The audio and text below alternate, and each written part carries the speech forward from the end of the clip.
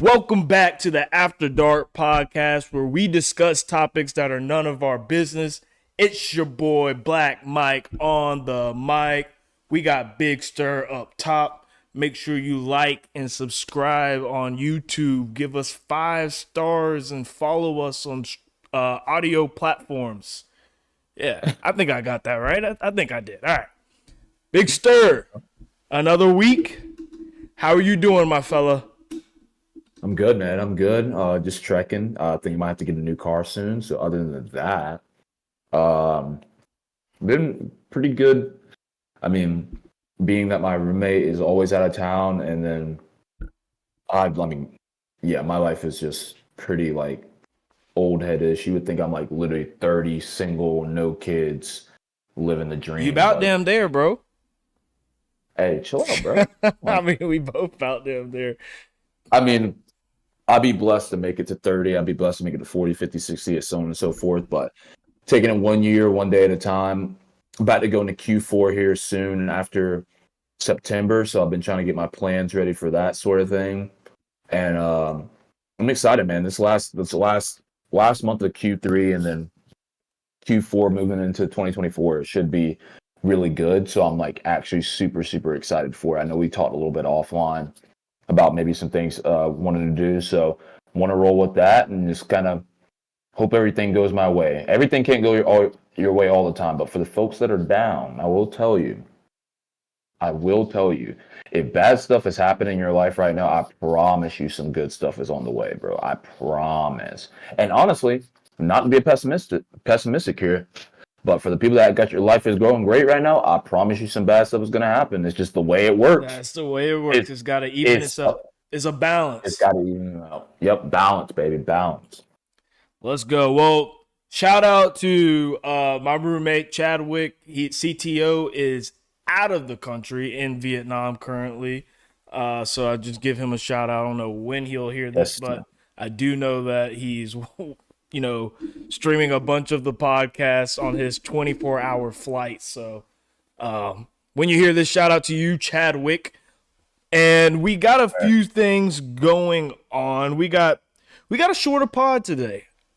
I say shorter as in fewer topics, but as y'all know by now, me and Sterling can ramble on about pretty much damn near anything, and we just be bullshitting. So it might be a regular time frame, but shorter in topics, but not shorter in quality. We have a sir. bunch of stuff to get to, but first of all, we're going to start off on an upsetting, sad note. Very sad note. And I'm going to say this with a serious face because I really do want to make sure that everybody knows that this is not to be played with. This was super upsetting. This was super serious. And, it deserves to be spoken about in that light. So Drake for all the dogs. Drake for all the dogs album unfortunately did not drop last Friday. There were clues and Lil Yachty and Drake tried to act like, "Oh, how could you possibly think that we were going to drop?" I don't know, maybe because Amazon Music said you were going to, who you're partnered with for this album. Maybe because Billboard officially said it was dropping. Maybe because you did the OVO sound radio at 10 p.m., which is what you do for every album when you're about to stream it, going into it, what's going on. So I don't know, Drake. Maybe we're the crazy ones. But with that being said, it did not drop. And it was very upsetting. And a lot of people were disappointed. And now they're fiending for the album. So we don't have the album to discuss today, which I was hoping we were going to be able to get into it, break it down, because we're going to break that down in depth.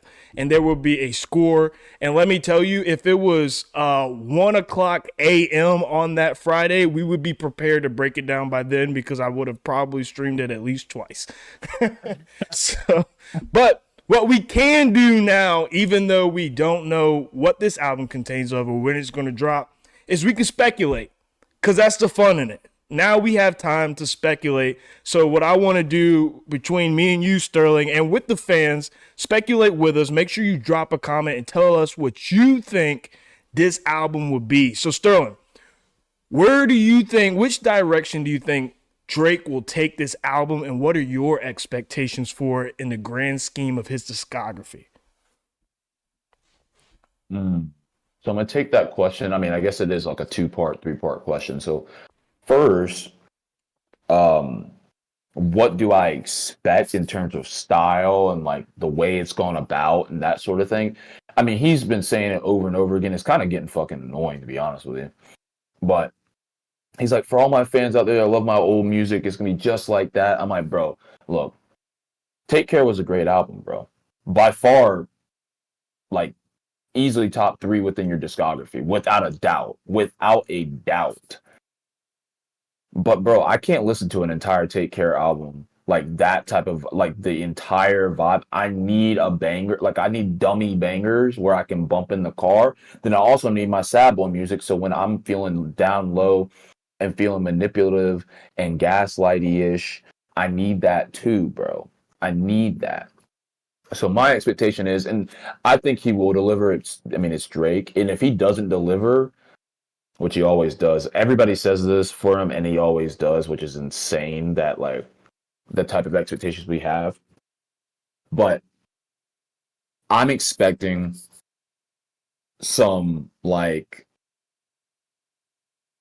Take Care vibes being like more of like Marvin's Room. I expect probably I don't know how many tracks. I don't know if he said how the track list is, how long it is.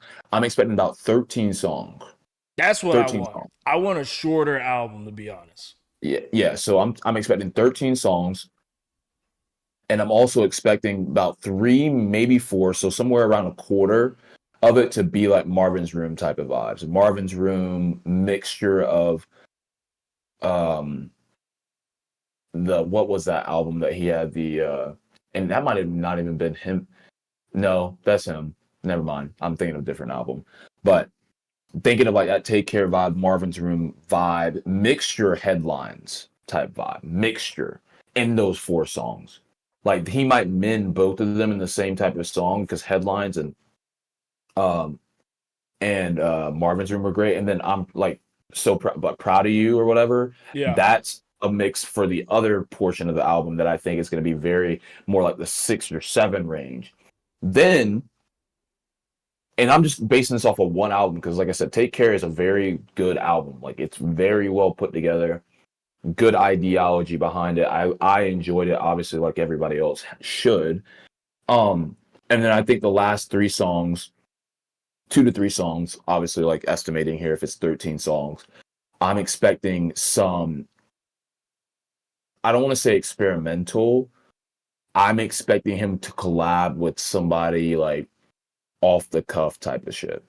And this should be unexpected from Drake because on his albums he usually comes with the best artist out at the time.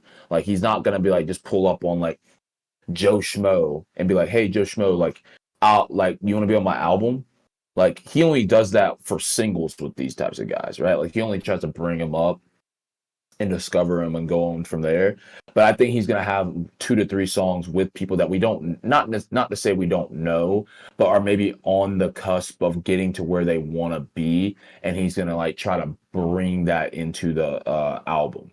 And I think those vibes will be mended directly from the Honestly Nevermind album. And I know that sounds crazy to go into that direction because we do remember Sticky was on almost or Honestly Nevermind. So Sticky was a banger. Sticky was fun. Everybody loves Sticky. Not everybody loves it, but it's a good song. I think that's what it's going to look like. That's my expectation of the album. So honestly, I want to get your expectations. Then I'll kind of go into where this could rank in terms of his discography on that side of things. Yeah, so it's crazy because I want to give my expectations and then I also want to give what I would want from Drake. Because I don't True. necessarily think I'm going to get holistically what I would want from Drake. But I do know, I do have a feeling of where I expect him to take this. So I'm on you. I'm just like you. Where I would want him to do, I would want 12 to 14 tracks maximum. I want to be able to just have a few tracks that I can dissect and, just really get into it. I just want a complete album. Every song on this album has a purpose. There's nothing sounds out of place. Nothing was put there just because you needed more streams. I wanted every song to match sonically and to have a purpose, and for the schemes and the themes to all play into For All the Dogs, which I think he will do. But my expectation, I feel like Drake he notoriously does not give us short albums, so I believe that he'll give us 16 to 18 tracks. I believe that will be where he'll kind of put the album at. And it's Drake. So, I mean, although I would like to have a shorter, cohesive album, if anyone's going to put out 18 tracks that I'm going to listen to all 18 10 times over, it's going to be Drake. Like, he's going to get me to listen to all of them. I just don't want to have to listen to 18 tracks. I just want to get 12 to 14 of the best work you got sitting in the vault. But so now where we're going to go sonically. So where I would want him to go sonically is I honestly just want bars. I don't even really care about bangers per se, because I think that Drake is a type of artist that whatever he drops, they're going to be bangers. I don't have to worry about Drake dropping bangers at all. If his name on it in itself is a banger. So basically what I'm really trying to get at is, where do I want him to go sonically? And all I want is bars, bars, bars. I want Instagram captions for the next fucking decade. All of us posting the same shit again. Who gives a fuck? I loved when we all had the same captions. We all did the same shit, had the same captions. We with the boys for all the dogs. We all going to be saying the same shit. That's what I'm looking for. I'm looking for him to go.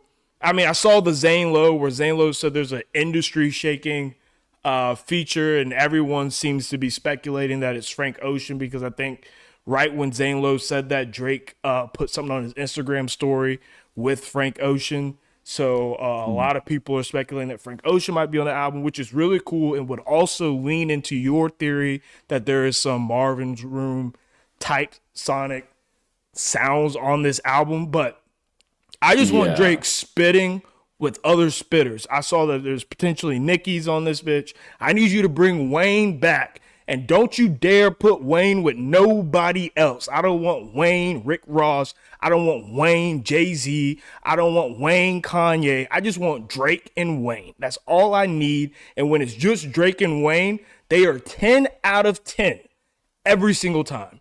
And it would literally I'm the type of person that I'll start the album from top to finish, but if I see Drake and Wayne, there's no shot I'm not clicking on that first, and I'm not fucking playing it 3 or 4 times before I start the album. But that's just me. I also need a fucking 10 p.m. in Tokyo, or a fucking 3 o'clock in Saudi Arabia. I don't know. He's gonna have a timestamp. I need a timestamp and a random geography. Let me know what the niggas are doing at what time, and let's get into it. I need that shit. He's gonna give it to us. Oh, it'd be fire if he just fucking did a whole album where he just told us what he did every hour. Every hour where he's at would be so sick. 10 a.m. in the studio, bro, that would actually be a sick concept, but that will never happen. No. So basically, I mean, my expectations, I think where I really think Drake's going to go is, I think he's got to give us his hits. That's what he's doing. He's going to give us radio bangers. That's where he's made his whole career, his whole livelihood is in radio bangers. So those are going to be up there.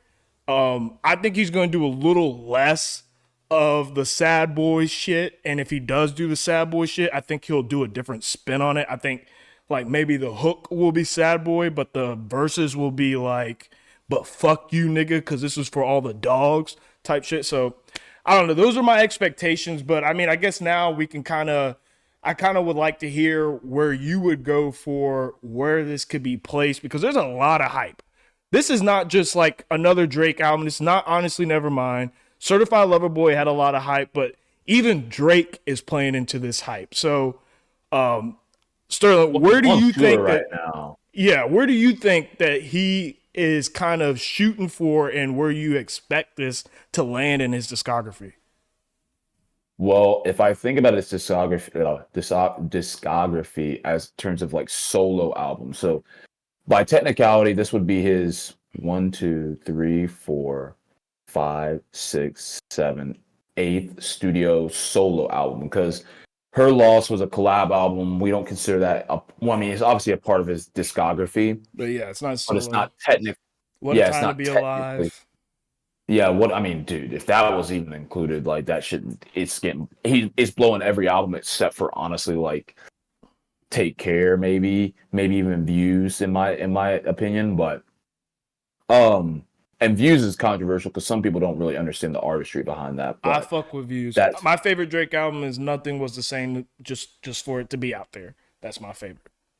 like, and so I've got it pulled up on Wikipedia, right? I've got his eight, well, will be eighth, current seven, and then where they ranked in the major countries across the world, being like France, Australia, yeah, Canada, of course, Ireland, New Zealand, Sweden, the UK, the US, and then how it ranked among US R&B, hip hop, and US rap. And like looking at this, obviously Canada is number one every single time in Canada, and it's number one every single time in the US, and it's number one every single time for the US R&B hip hop, and it's number one every single time for just the US flat out and on the rap side. It's literally super volatile in every other country aside from Canada and the US in terms of where it ranks. But how I would rank it from a personal standpoint, from my view on it, I think about Views, I think about Take Care, and I think about Certified Lover Boy. I've put Certified Lover Boy at like 5 or 6 within his discography personally. Um, and that's nothing against Certified Lover Boy. I think, it did what it had to do. It made its money, had its hits, did what like the super simple shit. Cause he's got some absolute bangers on there you can go back to now that are like the deep, like sad boy hours type shit, and it's great. Um, but if I'm from the expectations, not even the expectation, from the hype around this album, what it should and realistically should be, I'm thinking this has to be number two. Ooh. And I know that might sound, yeah, I know that might sound bold because, in my opinion, he is going to try to recreate what Take Care was without, like you kind of said, put a spin on it. Because, in my opinion, like, and I think Views is my favorite album by Drake. I'm gonna put that out there. And I might have Not said mad something at in the it. past It's that definitely might have been. it's definitely his most successful album, so I'm not mad at it. I think. Well, I mean, I think it dropped like our senior year of high school. I want to say, and somewhere around that time, I believe. And I remember even listening to it the first time. No, it didn't drop. Sorry, it released in 2016. I'm sorry, Views released in 2016. It was The worst part nothing. about Views is him altering pop style from the original version that came out before the Yeah, album dropped. If only he didn't do that. Oh my god, yeah. But no, I love Views. yeah. Yeah. I think Views is the number one album in terms of disc, like in terms of a project. Obviously, Take Care, like I said, is going to be top three. I don't think there's anything that's ever going to take, in my opinion, Views and Take Care out of the top three. He'd have to go and drop like 5 more albums that would even get close to them. And I think with all the hype around For All the Dogs, if it does not deliver, and if it does, or if it does deliver on what it's expected to be, I think it'll be number two. And reason why, because I think if he does what he needs to do, gives us our sad boy, gives us our bangers, gives us a mixture of new stuff, new tried things, good features, like there's no way he can realistically miss. Like there is literally no way he can realistically miss with this album. He has all the power. The dude is on tour. He literally has girls falling out of their like taking like I mean he has a hold on everybody right now. Kids, like 6 year olds. I don't know if you saw that video, bro. 6 year olds, bro, acting crazy. Acting crazy. He's got the type of hysteria that was around Michael Jack when he was alive, when he was on tour. That's the type of hysteria that he's got going on. So that's my expectation on where it will land on its discography, and obviously we'll discuss it more when it does drop. Hopefully it's this Friday. I don't want it to get pushed off even more. Like I'm just gonna get annoyed at this point. Like, and he knows he could literally wait to the end of the year and people are still gonna love that shit when it drops. It doesn't matter. So I want to kind of see where you say you would rank it because it's obviously personal preference, but I definitely think in terms of overall discography and the ability to tell a story and have a complete album, I think if he does it the right way, it will be number 2. Yeah, so I mean, when I'm looking at his discography, and like I said, so personally, I would have. So there's two ways to look at his discography. There's how you think it's going to perform, or how the album's performed, and how they aged as a whole project, and timeless pieces and moments in life. So I have Take Care as his number one album. I think Take Care is, when I think of Drake, I think Take Care embodies what Drake is sonically as a rapper and as an artist in one project. Views is his most successful album. And I think that's what really, I think Views is what made Drake global with songs like One Dance, Controller. Those are global tracks that transcend geographies, transcend time, transcend genders and race. Those are songs that are going to be enjoyed by anyone, anytime, any day. So from a performance perspective, I could see that being number one. But what I judge from 1 to 3 is more so, I mean, I judge it based off the culture. It's our shit. It's black people. So what do the black people fuck with the most? That's what I go off of. So when I think of For All the Dogs and what it can do performance wise, if we going off of performance, I see For All the Dogs coming around. Like I see it in the top 5 range, probably closer to the 4 to 5 range, just in terms of performance. And how it and the numbers, because I think that like Drake can't get any bigger. I don't believe. Like I think Drake he's at his peak and he's able to hold his peak longer than most people. But I think the biggest time for an artist, the time where they're able to capitalize and hit their biggest peak when it comes to an album dropping, is right when they become the man and then they solidify it, which is what I think Views was. So he had Take Care, he had Nothing Was the Same, and that was right after Wayne was kind of dominating, and he was kind of taking the pedestal from Wayne, and Wayne gave him the baton, and Drake ran with it, and we were like, okay, so Drake's next up, and then Views came out, and that's what solidified it, and that's what took off. Kind of like Carter 3 for Lil Wayne, that solidified him, and that's what took off. That's what's going to be his peak, and I'm like you, I don't think he's passing that. But from a critically acclaimed perspective, if Drake finally gives us a rap cohesive project, because even though I think Take Care and Views are his only classic albums, and I say that with caution because I grade classics very, very tough. Classics Wayne is my favorite artist. I only think he has one classic album in his whole discography, which is Carter 3. So, I grade them really tough, and I think Views and Take Care are his only classic albums. But if he gives us a concise, short rap album with cohesion and great features, I think that critically, this could be Drake's best album. And why I say that is because this is what we've always wanted.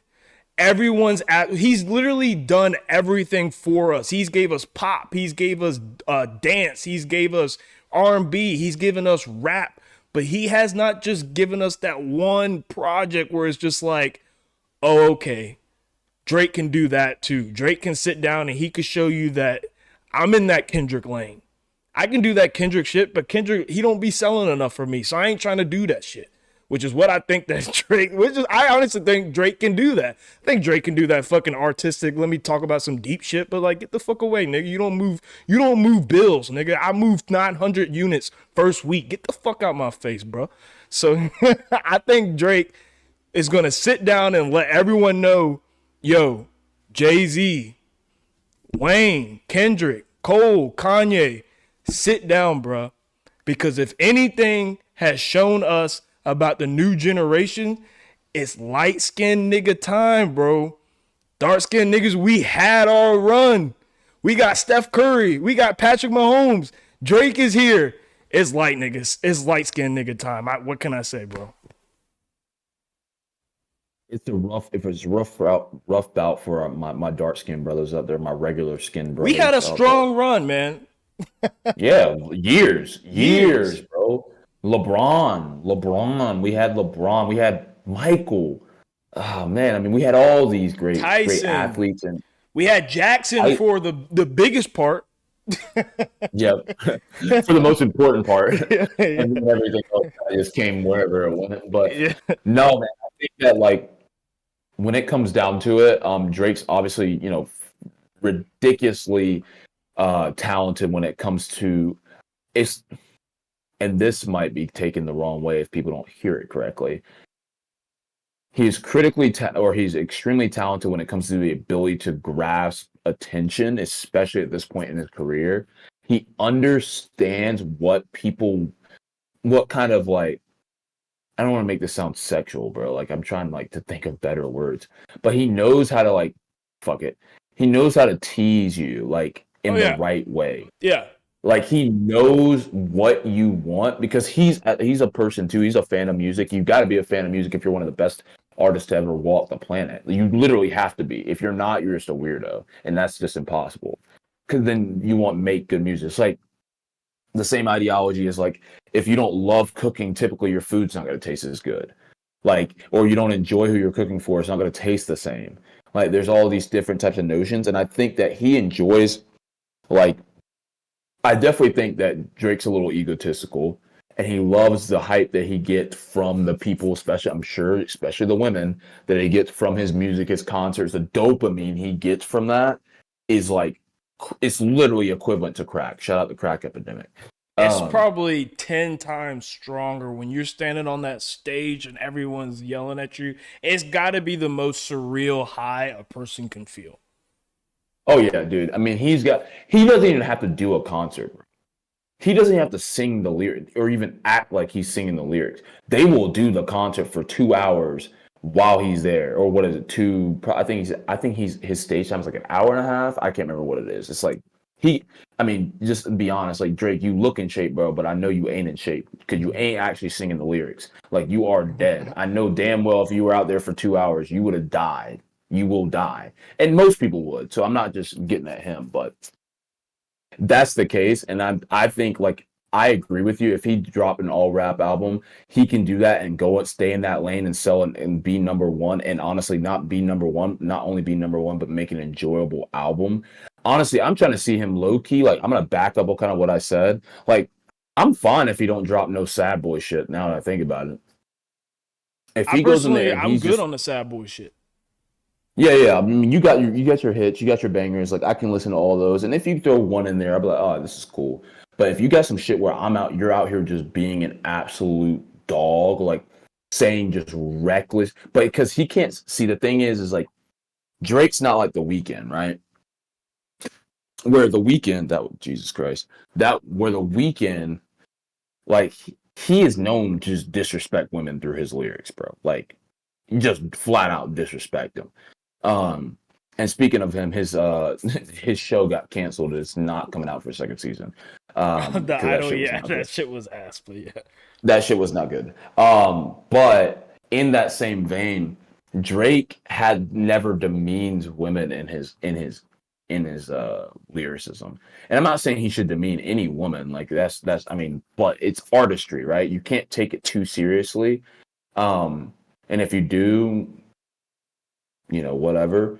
But like he's not known for that. And then like honestly, he's got more female fans than he has male fans. Like really, Like girls be reciting his lyrics like they've been listening to him since He got goddamn everybody, day bro. one. He got I mean, everybody. yeah, he got every He he got more got your female days. fans because there's more females in the world, but he got everybody but Chad. Yeah, he got the they he butt chat. He got the theys, he got the thems, he got the hims, he got the he's, he got the he's got the hers. He's got ET somewhere everything. out there in space bumping bumping Drake right now, bro, waiting for Oh all the yeah. dogs. And because I mean, and in reality, like Drake, he knows he can't miss. He could put out a trash album in reality. To like real music fans, it'll be trash, and but we'll still listen to it because it's Drake. To people that are just like, oh, like, no offense to the ladies out there, because a lot of women don't be listening to the lyrics, they just be singing them and don't realize what people be saying in their lyrics. I've seen it firsthand, like literally firsthand. They be saying some toxic ass shit about women, and then like, and I'm like, damn, like you said that like you meant that shit. Like that shit was toxic. Like not even just with Drake, but any artist. So what I'm thinking is that like I said, if he does, or like you said, if he does deliver a rap album, he can go in that lane and deliver an amazing album where he's just dropping like, cause Drake knows all, bro. He knows everything. He's like a godfather at this point. Like anything that happens within the industry, Drake knows. No doubt. And Drake then knows. also like He knows who and where. to piggyback off of what you said about this could be like we need a toxic album. Niggas are down bad. We don't need a sad boy album. Niggas have been globally sad for the past decade. Suicide rates up for men are high as they've ever been. They're depressed. They ain't getting no pussy. Like niggas down bad. They need, and Drake is a trendsetter. Drake is gonna tell us what's in and what's not for the next 2 to 3 years off this album. I remember Drake, he killed party buses. He was on Her Loss talking about, oh, you were doing party buses. We were doing that back in '09. Niggas can't do party buses no more. Like he killed that shit. He finna tell us what the playbook is for the next year or two. And honestly, I'm down for that. You might say what you can say what you want, bro, but at the end of the day, if Drake comes out and says niggas on fuckboy shit, ladies, I'm sorry. Niggas finna be on fuckboy shit. Like that's just how it's He gonna needs to go. empower us, bro. You're Like not even gonna we're listen to the album and you're gonna be affected by that wave because that's just what niggas gonna be on. yeah, bro. Like, I mean, he needs it. Like, and look, I have nothing against women empowerment, bro. Like, I will continue to say this over and over and over and over again. I will continue to say this, but I am tired of it always be women empowerment, bro. Like, there is no male empowerment anywhere, bro. Like, if we even try to act masculine, we get beat down. Like, I need you to like Drake as a fan of yours, as someone that listens to your music on a daily basis. I don't even have to try to listen to you. I could put my shit on shuffle play and somehow Drake pop up. Drake, Drake, Drake. He here. Look, 6 songs in a row. It's Drake. He just featured on it. It's just featured. Like I need something to I can like sing to because like bro, like you said, like a lot of the bros are down bad. If it's really for all the dogs, look, girls ain't dogs, they kittens, bro. Like they're kittens in this context. And like, and it's not to say women ain't dogs. 'Cause I work with a couple of women, especially that are absolute dogs, and they are dogs, bro. I'm not talking about like necessarily when it comes directly to like relationships and how they handle men or anything. Nah, they just dogs all around. Like they know what it's about. But in this context, they are kittens, and kittens like they can have their space. They look, you got 75% women at your shows, bro. Like I mean, they getting what they want, bro. Bros ain't got the money no more because we down bad. We trying to save our money to pay for these girls to go to these You're trying shows, to be bro. 1% niggas. Yeah, we're trying to be 1%. Like you already made it there, bro. Like if and that will honestly, and I'm gonna be 100% honest with you. Now I'm thinking about it. If his album is like ain't got no dog shit, like not dog shit as in like it's bad, but like dog shit in it, and it's for all the dogs, I'm gonna be like, I will directly grade that album lesser because of that. Oh yeah, you can't name it Like, for all the dogs. Like he kind of like fucked us up with Certified Lover Boy too because he didn't really take that album in the direction that he kind of marketed it to. So I'm really hoping that's not the case because Drake's a marketing genius. Like he knows what he's doing, but I don't give a fuck how smart you are in marketing, bro. You ain't gonna fool my ass. Adonis did not draw that goddamn dog. There ain't nobody in this world that could tell me that that dog was that Adonis drew that dog. That dog looks like someone was trying to draw it like Adonis. Because it looks like a kid's drawing, but it also looks so artistically clean and purposeful and intentful that it's like Yeah. there's no way Adonis just sat there and was like, "Oh, Dad, this is for all the dogs." It's like no, like you fucking did that. You gave it. Maybe Adonis colored it in because it looked like that nigga colored it. Maybe he colored it in on some bullshit, but or somebody was sitting right beside him while they were doing it and like you should do this, but there ain't no way Adonis just came like, No, "Hey no, Drake," like no. they had his hand, they had Adonis's hand right, and then they had the other person like this doing it for him. They're like, yeah, It that was on her. They had it. It was a PowerPoint, and Adonis was drawing, and then he just clicked the next slide and was like, "Ooh, you did a dog!" And I was like, "I drew that." Like, yeah, dumbass little nigga, yeah. curly headed nigga, get the fuck out of here. No, but I'm no, on a serious note, like I will actually be genuinely disappointed if it's like, bro, like you playing to the ladies again, bro. This is for the dogs. This ain't for the ladies. If you wanted to make an album for the ladies, which is no problem if you do that, bro, because I'll still listen to it. It ain't gonna stop me from listening to it.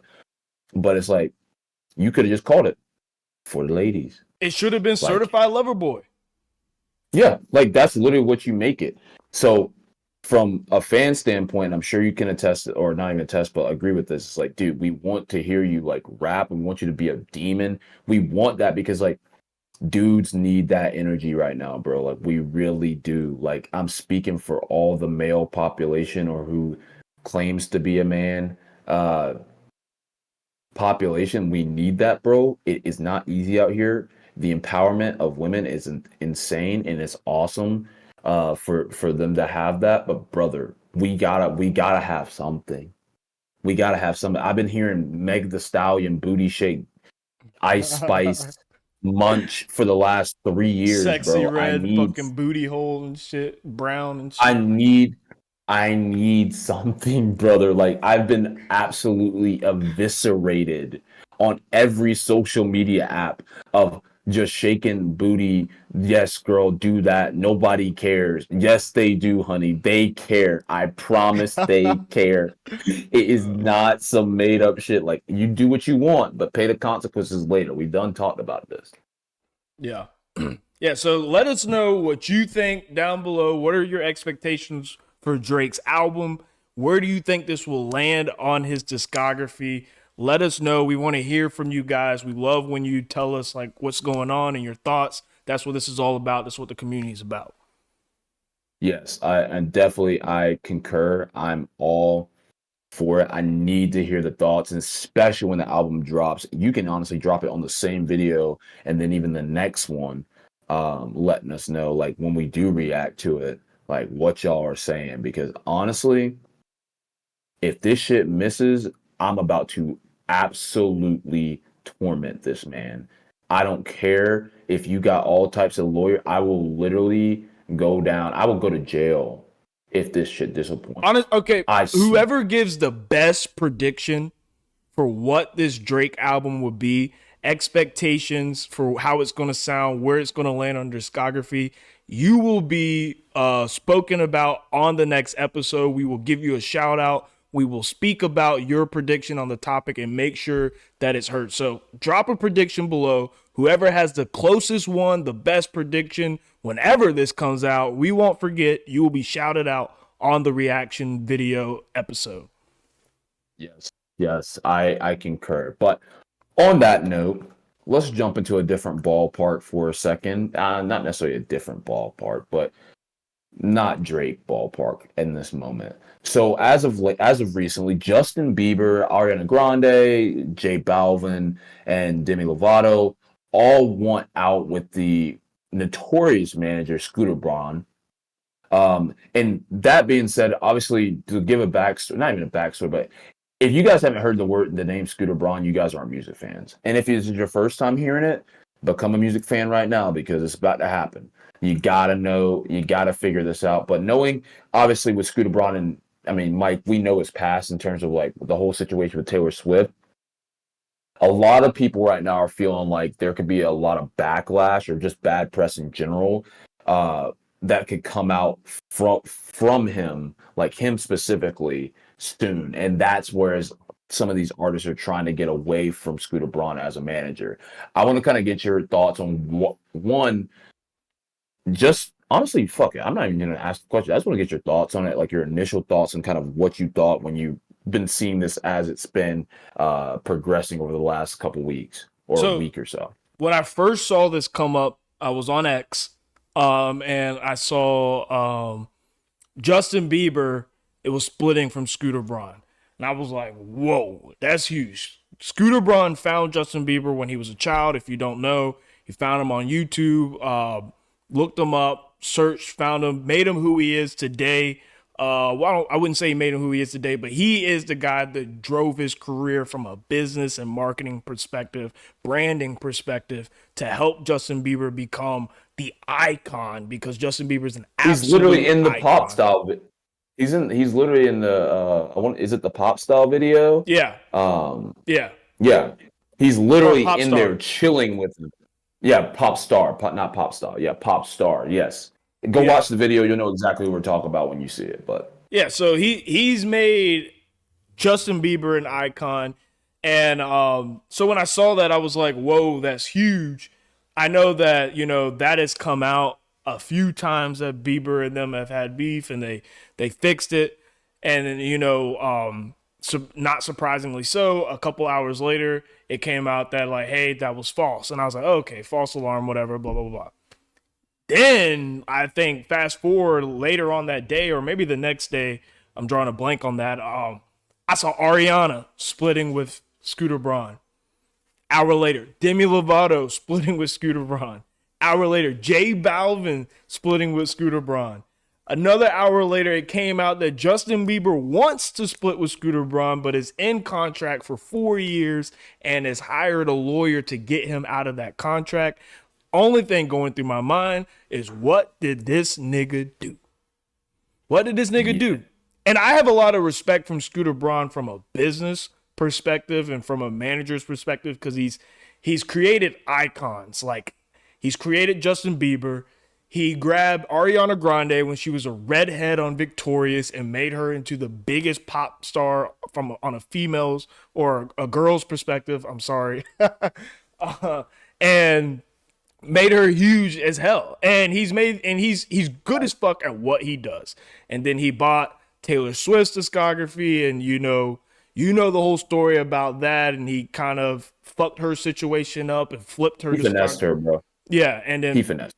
And then flipped her discography for an extra $200 million. Bullshit, nigga. That's just bullshit. I'm sorry, T Swift. Maybe you should have owned your goddamn masters, but he bossed your ass. But the T Swift got the last laugh. She re-recorded her stuff, and obviously we see what she's doing and the money that's coming into her. So she got the last laugh. She's doing some boss shit too.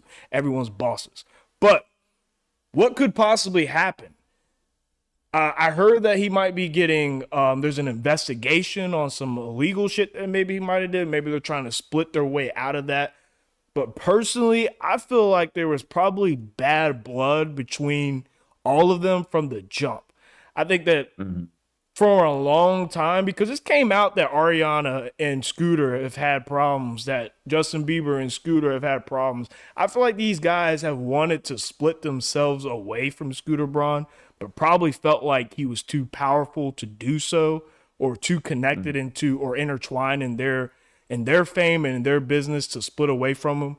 And you also got to think about these artists are young. Yes, we known them for our whole entire lives, but we've known them as young kids, and they're still young, like adults.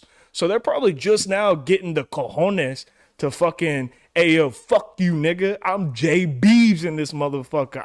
I'm the pop star. You were just the guy that came in there for 2 seconds, but I ran that whole video, so you can back off. So that's kind of, I don't know what it could be, and I cannot wait for it to come out because I love this kind of shit. I love it.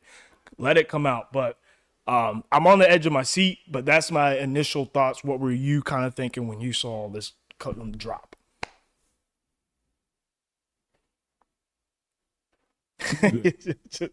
Honestly, that's probably one of the first times I've ever yawned on this podcast. I'm not going to sit here and cap. It's just, I mean, just like Mike, it's been a long couple of weeks, just a long week. But that being said, obviously, yeah, I mean, Scooter Braun is the guy when it comes to talent management in general, in the music industry, in the industry in general. And he's laid kind of more or less a ground or a foundation on how things should be done. One, how to seek talent, and then two, how to make it flourish. And then, how can I make money being Scooter Braun, make money off of someone who's obviously going to do fine with or without me, but make them feel as if they need me and understand they can't leave me if they want to keep their fame. It's masterclass manipulation. Masterclass. I mean, literally masterclass. I give him 10 out of 10 stars. And when seeing this, obviously, yes, the first thing you think is like, what the heck did he do that all of these phenomenally famous artists want to split with him so suddenly, or are splitting and want to split with him? So my speculation is, because I mean, he doesn't seem like he's the greatest guy in the world. Like, I mean, no, not at all. He's not very well liked by most celebrities. Yeah, I mean, brother, I mean, if you're getting all these great artists to some point, like at a young age, you're doing something. You are like monopolizing young talent, essentially. You have done something that nobody else was willing or going to do to get them. I guarantee that. That's one. Two, if we think back to the Taylor Swift thing when he flipped her discography, which is funny, it's still funny as fuck. Fuck the Swifties. Just kidding. I have nothing against Swifties. I appreciate That's a big group to say fuck to. Nah. I can appreciate very passionate fans for one particular artist. I'm just not the biggest fan of Taylor Swift. I can get on with it because she's got some bangers. I can get on with it. But I will never call myself a Swiftie because y'all are wild. Y'all are on a different level of wild. It's like fangirl type A type shit. But in that case, if you think about him just flipping the discography and just doing it, bought the shit, like made sure it was legal, everything, all the papers are good. He's got every right to do it. Nobody should do it, right? Like it's not an ethical thing to do, but legally, in the where the lines have to be signed, the dotted lines and whatnot. Yeah, he can do whatever the fuck he want, and he sure did flip that shit, make a quick 200. I mean that, and like me thinking about that, like I said, like you said earlier, like I respect the hell out of that as a businessman. Like, yeah, bro, it may not be ethical, but bro, it's legal. Like you can't necessarily, you can be mad at me, but in reality, you gave me the rights to do it. Thirdly, this is 2023, man. Right? I mean, like we know it's 2023. A lot of things have changed, not only in the careers of these artists, but in the world, specifically where these artists dominate in the United States. Well, not necessarily J Balvin necessarily, but I mean, yes and no. But a majority of the artists dominate population, women's rights, right? One, the huge thing we were just talking, women's rights and empowerment. Two, the inclusion of people, like inclusion, all inclusiveness with the LGBTQ plus, plus, because they couldn't use as many acronyms anymore, but they had to put a plus sign. So that community, you have the way that politics are went about now. You have, and I know this might even not sound relevant, but like hookup culture has become more of a thing since that time. All these different things have changed in just specifically the United States. Not only that, but in the world. And you have to remember, as if I assume there's something, and I don't mean to be that guy to speculate about like anything sensual or sexually related.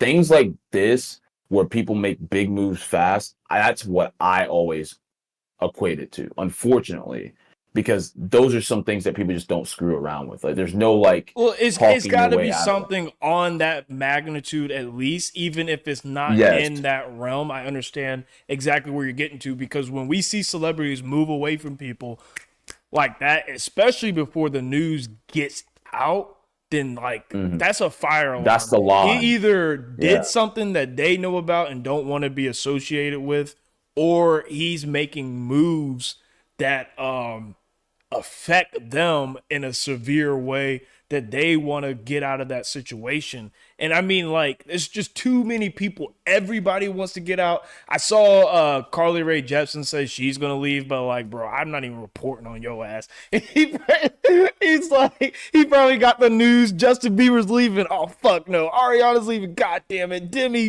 J Balvin, fuck Carly Rae Jepsen. He's like, oh, I still own Carly Rae Jepsen shit. Like, let me sell that little Friday bullshit.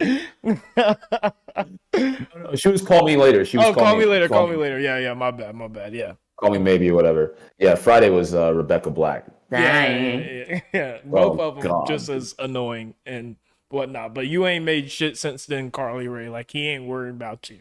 And even No, if that's something happened with Scooter Braun, no one's gonna associate that with Carly Rae Jepsen because they have no clue she's on the management or no clue she's still dropping I music. didn't know.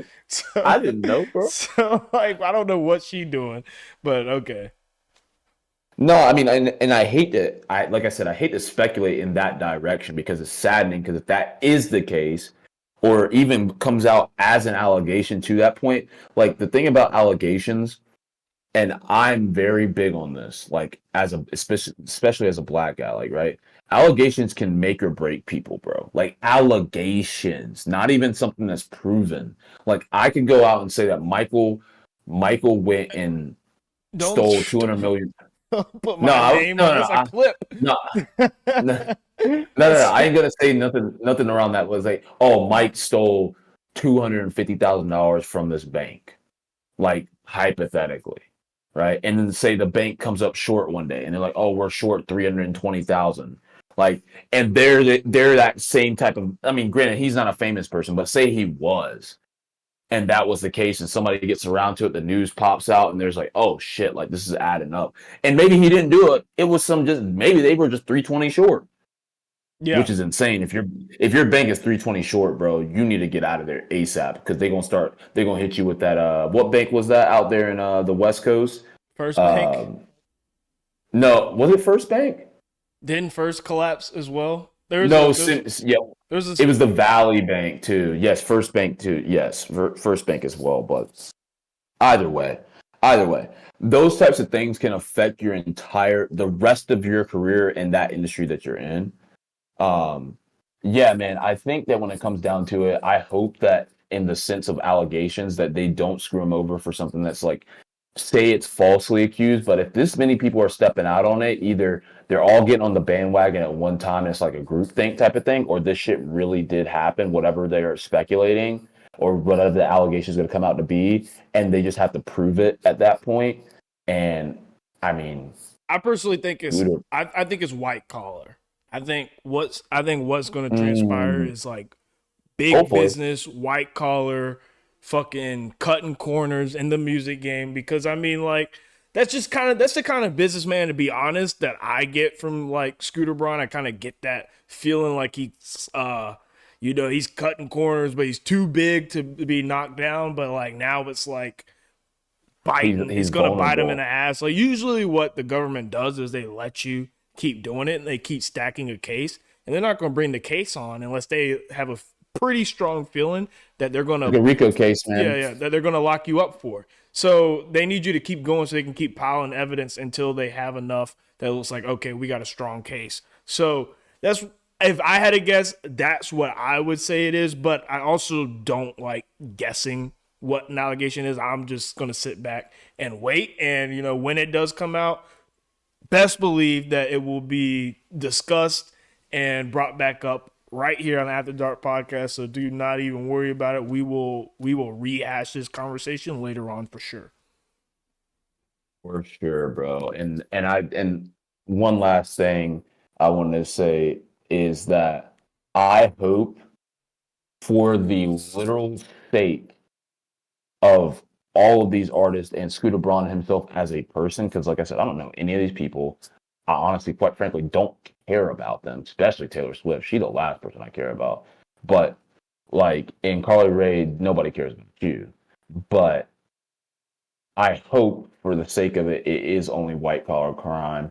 And I hope it's not more than that. And it's crazy to me that the government is, I just want to, like, I'm not trying to be the conspiracy weird person here or anything like that, but it's crazy that the government does this for a lot of stuff. They be letting people do this for like decades. Yes, they will Decades. literally, like, even the craziest shit, they'll just let you run that bitch up because they're not gonna. Well, one, they might not have the evidence to lock you out. Like, they can know that you're doing this, but have nothing to pinpoint it. It's kind of like Nothing the concrete. YNW Melly case that we talked about, how they brought him there, but they have no concrete evidence, which is why it got dismissed. Like, nothing to pin him on it. So you kind of have to let these niggas run wild until it's like, ha, you slipped. And now because you slipped just enough, we can bring back up all this other shit that might not directly tie to you, but can fit the narrative of what we're trying to paint here. Yeah. Why is my other aunt calling me, bro? No. We holding off on this shit now. Um, but with that being said, I definitely hope it's nothing negative, like super negative, where it's going to be detrimental, like super detrimental. But the odds are definitely not in my man's favor right now. And good thing he got that boy Justin Bieber to a 4-year contract, because he had a lick on my boy. Even though Justin Bieber don't even make music like that, he's making money off of his image. So like he just chilling. But in the other news, and we'll stay on the music thing till we get to one of our last topics here. Um, Recently, our man Billy McFarland got straight got straight out of prison just recently, and he immediately launched the Fyre Festival, or Fyre Festival II. And for those that might have like a little bit of like a, I guess, a brief, not even like a real understanding of what the Fyre Festival is, uh, there was a t- Fyre Festival scheduled, and it was revealed during like a widespread fraud, basically by Billy McFarland. And so he like, it's just hilarious to me that the first thing he does, first day out, my boy's like, "Hey, we doing another Fyre Festival." Like, it was already a scam. He already scammed people. That's why he's in jail. One of the reasons why he's He in still jail. owes them And money too. yeah. And so the funny thing about that is it sold out instantaneously. So, I mean, us being the conscious black folks here, I'm sure I kind of know the answer to this question, but um, are these people crazy, Mike, or would you go to this Fyre Festival as well? These niggas are crazy as fuck. Crazy as fuck for going. And I would go as well. Can't two things be true at the same time? Like, let's be honest. The only reason why I'm not gonna go is because I'm not gonna drop the $500 to $1,500. That's probably what these tickets are going for. But let's say it was a measly $250, $300, and I had to get a plane ticket. I mean, for the story, why not? I mean, why not? Because now I know what to expect. I'm going in there hoping he fucks up again so I can make it on a documentary. And what I'm going to do is I'm going to have a backup plan. I'm not going in there like giving all of my festival knees in the hands of Billy McFarland, because I know exactly how that played out last time, and you don't even have Ja Rule with you. So I mean, you ain't even got no old classic bangers with you this time. Ja Rule said fuck no. But it's just crazy to me that he gets out of prison, he still owes money to all these people and all these investors. And he said, hey, I know exactly how to get your money back. Fyre Festival II. It's like, let's run it back. Let's run it back. And this time, there's going to be ham on those cheese breads and lettuce. They're gonna be ham and turkey on that bitch. I promise I'm gonna buy ham and turkey on that bitch this time. Guess what's also crazy? It sold out. He has not announced where it's gonna be and who's gonna play. And I guarantee you, he has no clue where it's gonna be or who's gonna play. I guarantee you that is not solidified already. Insane. It's insane. No, I'm literally reading it as we speak right now. Like, literally, there is no final destination because originally it was supposed to be in, I believe it was supposed to be in, where is it? Like, Exuma, Bahamas. Like, it's supposed to be in the Bahamas, which, first off, like, there's so many, like, the documentaries I'm reading, because I've watched a couple of them. You obviously got Hulu's Fyre Fraud. You had Netflix's Fyre, the greatest party that never happened. CNBC did a skit on or an episode on it, American Greed, which if you own the CNBC and they do an American Greed, bro, like, yeah, you made it, bro. Like, it's there. You're done. And then they did the Con TV series about it on ABC. If you guys didn't get a chance to I peeped at it like way back. It wasn't the greatest, but it was still kind of cool. But in that case, to answer the question, I'm kind of with you at the same point, man. Like, I'm crazy as fuck. But I also know that I'm still young. I was just having a conversation with my aunt about this. Like, I'm still young. I still want to do things, and I want to do things that are fun. Like, I'd love to have went to if it ever happened, and obviously it didn't happen, but go to the Bahamas to go see what Skepta and Ray Shrimmerd and all these people out there at almost coming off of their peak or going to their peak. Or Skepta's obviously been a part of the UK game for God knows how long.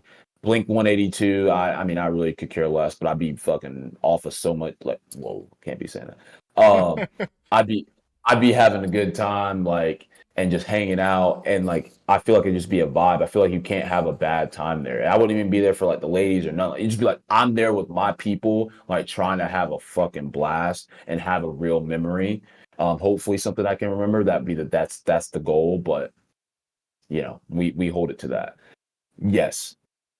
And at the same time, are these people crazy? Yes, very much so. Crazy as fuck. But guess what? Like you said, I'm going to make me some money off this. I'm going to figure out some way I'm going to be cool. Because, I mean, I think if this somehow falls through for the second time, bro. Can it happen? Like, part of me wants to say, can this really happen a second time? But history tends to repeat itself. We know this, right? Yeah. History tends to repeat itself.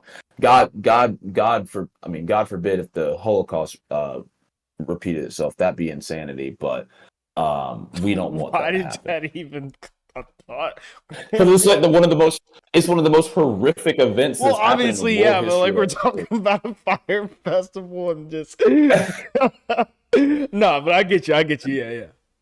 No, but in that same vein, it's like, yes, like I'm thinking the same thing because like it's like for a very many example, it's like, oh, like it's like if I take this shot, this layup, I'm not gonna miss this layup twice in a row. Like this, I can't miss a layup twice. Like, but the fact is, on this one, it might even be worse. It might even be more likely to happen because of the fact that who the fuck is gonna commit as an artist to go to this? Yeah, and who's he might gonna just put be their name scamming. on it? Yeah, like who's gonna put their name on this? Like, you're not gonna get, like, right now, like the biggest artist in the world. You've got Dave out of the UK, right? You got Dave out of the UK. You got Central C out of the UK. You've got obviously Drake. You got Travis. You guys are standard Bad candidates. Bunny, Drake, Travis, T Swift, Bad Bunny, Weeknd. T Swift, Weeknd. Ariana's kind of on her way down, but especially with the Scooter Braun shit, like we were just talking about, I don't think they're trying to get themselves attached to another possible scandal. I think they got too much going on over there. Yeah, JB, Party Next Door isn't even really up and coming. Like he's just kind of there at this point. All right, out of all those names that we just said, Party Next Door did not need to be mentioned. Well, I mean, I was, and I also was been listening to some Party Next Door as of late too, so I think that's why I brought him up. But and then you've got all these other, and 21 Savage ain't putting his shit on that, his name on that, bro. Like, you're not gonna have anybody relevant. Like you're gonna have to find somebody desperate, like somebody that needs Carly Rae Jepsen, maybe. Um, maybe you could entertain with that Maybe. one, I mean, I don't know. Shit, she don't got Scooter Braun no more, so she gonna have to find a way to get some work. bro. She probably working in a McDonald's right now, for all we know. But But like, that being, but if people go in there, do you really like? Do you think that they want a successful festival, or do you think they kind of hope it happens again? I feel like if I was going, part of me would be like, okay, if this is successful, that's beast because that's a story in itself. He's a redemption story. It's fire, blah blah blah blah blah. But like another part of me is like, man, it would be cool to be there and it fucked up again. And I had that story, and I can come back here the next Wednesday at 8 p.m. and fucking tell the world how this shit was ass, and Billy McFarland will never see the light of day again. well, I mean, it's also at the same time, if it say it happened in the Bahamas again, I mean, I don't think he got the bread to even like propose that shit again. Even think about proposing. You gonna get me to get a to go to the to commit a flight to the Bahamas, bro? A flight, and then I'm gonna already have to pay five, six, $700 for a ticket. And I don't know Nah, who's going to bro. perform. Yeah, like I'm just gonna throw my money. Like these are for like, and no offense, like to anybody that's like dumb and possibly could be white in this particular situation. Um, but this is for the dumb rich white folk, bro. Where they just like, I'm gonna just throw 1,200 at this, like, whoa, like 12, like a lot. I mean, you'd be surprised. A lot of people could probably throw 1,200 at this and not be too hurt, like not be too hurt. I mean, I could probably throw a healthy 1,200. That'd be okay. Like, but it's like, am I gonna just throw $1,200 at something that is gonna like could possibly be an absolute disaster, and then it might be a bad enough disaster where, say, hypothetically, I won't even get on my flight to the Bahamas type of disaster. I don't even get to be there for the disaster. Like This is a these are the streamer's paradise, though. oh 100%, Like 100%, Aiden and that Ross, Kai Cenat, I expect I show speed. These guys should be jumping on the festival trying to get there and streaming 24/7 because if it fucks up again, that is gold. That's literally streaming gold. yeah, I mean, if he can get some notable artists, like somebody that's willing to put their neck out on the line, probably Ray Sherman again, because Ray Sherman is kind of, Sway Lee's really just the only relevant. But like, say Sway, like you can't even honestly, Sway Lee probably wouldn't agree to doing that because Sway Lee's fine right now. He's just a music or a movie soundtrack guy at this point, which is, hey, bro, there's good money in the movie soundtrack business. Um, His biggest song's probably a movie soundtrack song with Sunflower, right? So Yeah, I mean, Sunflower's huge, and that song's so fucking annoying. I'm so tired of hearing that. yeah, I yeah. hear it everywhere. Any store you can go to an H or a Urban Outfitters and be playing Sunflower. Nah, bro, I don't want to fucking hear this. I need some. Play me something else. But if he could attach a couple, he only needs a couple big names, and he needs to. But ideally, if I'm thinking like, if I'm as a businessman here, and I'm thinking like, how can I recoup this scam that I already did? Like I literally already did it once. I'm about to try to do it again, but I'm trying to get it real good this time. Like, how am I going to recoup it? He's got to be able to target other continents aside from the United States effectively, like very effectively. Like you have to get into the UK. Like you have to. There's something about anybody from the UK. They love music, bro. Like they love music. Music is like everything.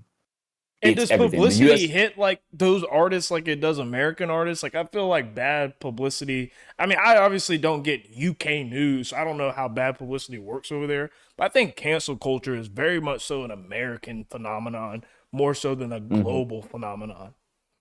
Yeah, and that's just the American way. We take good things, aka social media, and we just absolutely ruin them. That's typically how it works. I mean, we saw what happened to Barack. He looked like a gray old man after his 8 years in there, and he looked like a young man when he got in. Those types of things. But yes, I mean, I had the pleasure of speaking with a guy from the UK last week. But I guess he's became a mutual friend of mine at this point. but like he like the way that he speaks about the like music and like understanding of it is so vast and more or less in depth, and it makes you realize like, damn, like they really know music. Like they not only that he was already into it, but like he's like, no, my friends are like this too. Like all the people I know are like this. Like we are like that. We know all the artists. Like everybody knows all the artists. Everybody knows this, that, and the other. Like they don't need to be explained like who Brent Faiyaz is, for example. Like I feel like Brent Faiyaz is a low key but a high key guy in America. Like he's a high key guy, but he's also a low key guy. I didn't know who Brent Faiyaz was until like probably end of 2021, roughly. I ain't listening to Brent Faiyaz, bro. Like the fuck? Yeah. He be making some weird shit. But I mean his some of his music bangs. Like some people didn't even know who Six Lack was for the longest time until he was on Calling My Phone. Is that how you say it? I always thought it was Black. I think it's technically Black, but I also call him Six Lack depending on what type of mood I'm in. So just for the people out there that's gonna look up his name, for the folks that may not know him, is Six Lack, or as I think he probably prefers Black. The But number like some people didn't know six. who the number six Lack. Sorry. For the people out there that are concerned or maybe even curious, like the people don't know that. Like out there in the UK, people know artists. They know them. Like, and he has to be able to capture those types of people. And honestly, he needs to start targeting fucking like Africa, bro. Like, I mean, Africa is the largest continent. Or Like, DJs. Like that's what's oh, into. sorry, Like Asia's you largest. could just grab DJs. DJs are gonna get canceled. We don't know them niggas like that anyways. So Nobody has a personal relationship. People are usually high as fuck at their concerts, which I'm not concerts, but usually at festivals. They don't even know what's going on and half the the whole time. thing could go to shit and a DJ could hop up there and it was still like everyone will still be satisfied. Like everything could be falling apart around them if the DJ's on stage.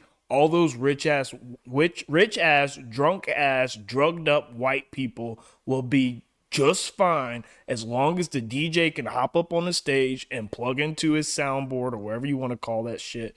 And Against Oxford, he ain't got yeah, a DJ. He just plugged his Oxford in. just plug the aux cord in, let it run, and they'll all be straight. So I mean, yeah, you should Yeah. probably target the DJs to be honest.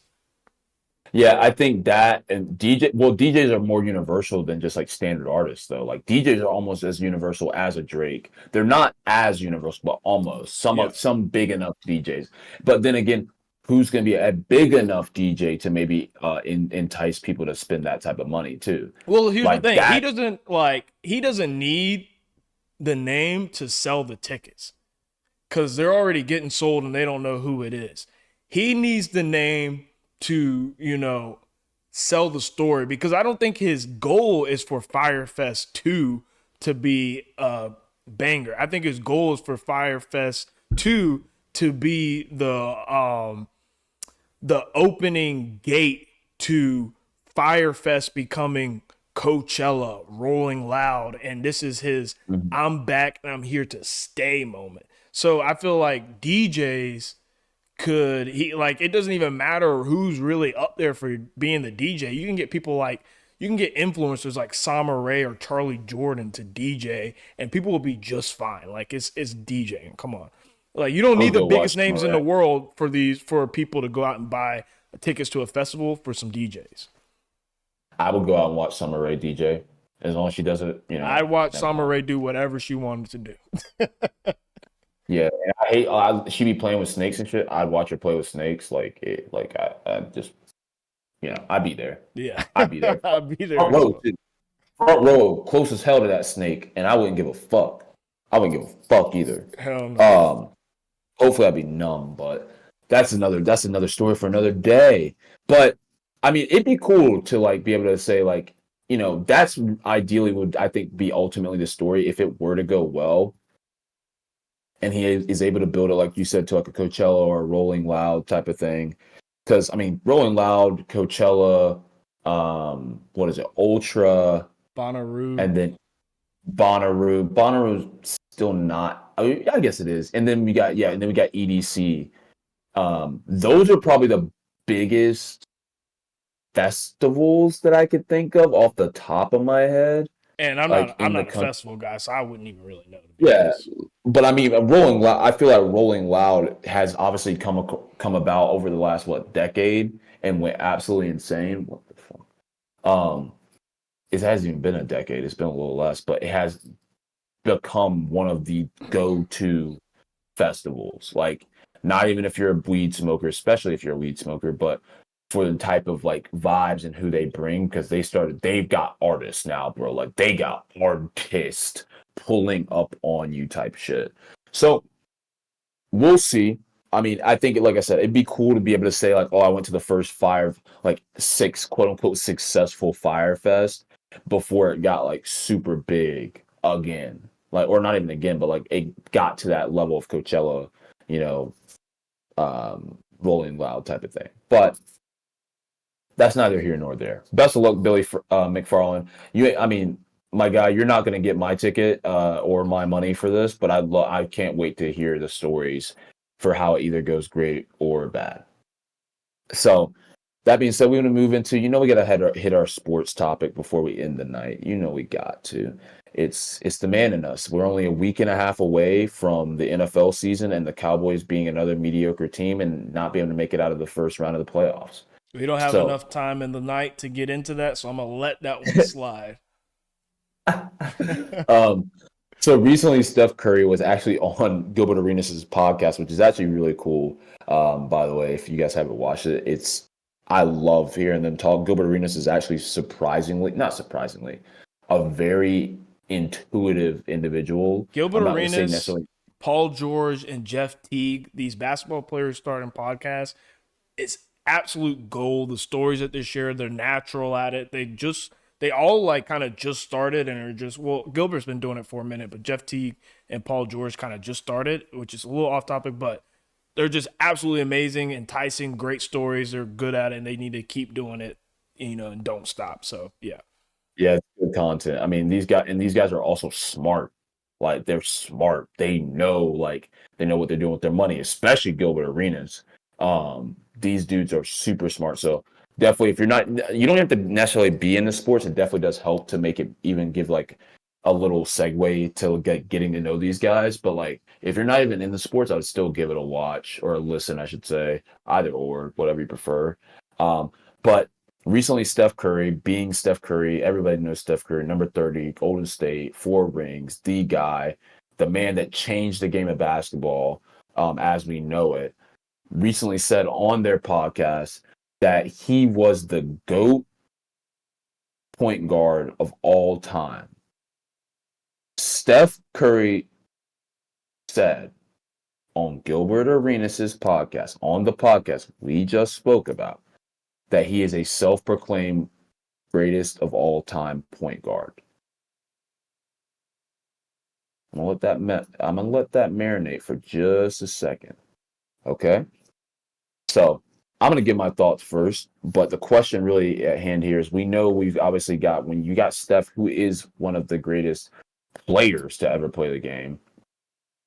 But when we talk about point guard specifically, we automatically think about the HIV man himself, Magic Johnson. And I mentioned that because somehow this man is still thriving with HIV like nobody's business. It's like he never had that fucking disease. I'm just letting it be known. I am the biggest advocate for health in general and just getting rid of these awful fucking illnesses. But I'm letting you know, money can literally buy you just about anything, bro. That's But just what time. it is. Well, I But guess in time. some way, kind of time, but like I mean, they infinite got they time. you know that's a whole different topic. We can go into that conspiracy theory at a later date. I already got something for that. But when it comes to the argument of greatest point guard of all time, do we put Steph or Magic as that number one guy? Um, and I'm not gonna sit here and cap. I know Mike probably can agree with this. I didn't even look at this document until probably like 30 minutes before the podcast, bro. Not even more than that. Probably 10 minutes before.